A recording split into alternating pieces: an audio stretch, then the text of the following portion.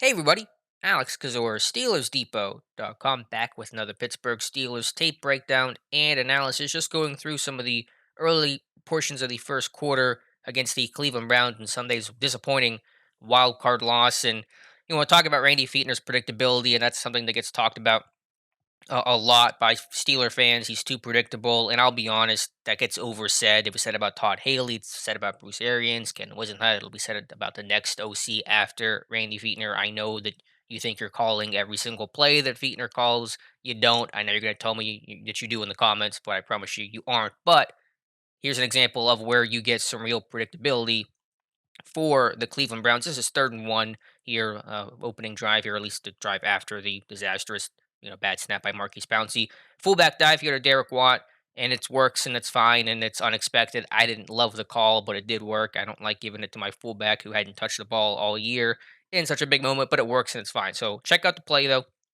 They're going to start with Watt and Gerald Hawkins aligned to the left on the line of scrimmage. They're going to motion back into kind of an I form formation, and then they're going to bring Vance across and motion him back, and then they're going to run the fullback dive to Derek Watt. It works. Watt finds a hole, get the first down. That's fine. We're effective.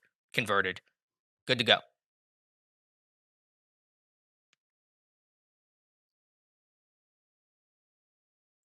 All right, now it's the Steelers' next drive, and they're in 3rd and 1 again.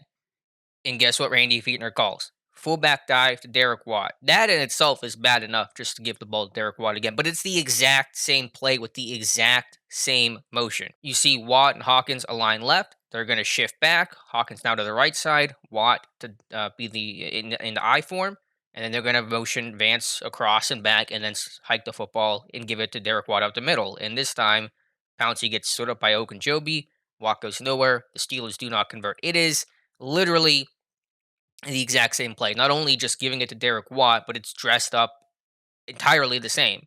And I'm guessing the Browns recognize that considering they just saw it 5 minutes ago and responded to it. Now, is that the sole reason why this play didn't work?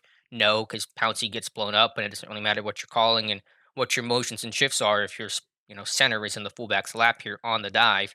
But the idea of giving the ball to Watt again on 3rd and 1 because it worked before, I think it's just bad and predictable in itself. And then you're also calling the exact same play with the exact same formations and shifts. And this is a different play. I know this looks like I'm just repeating the same play here, but I promise you these are two different plays. And I mean that's just a really bad example of being predictable. So this is 11:30 here in the first quarter.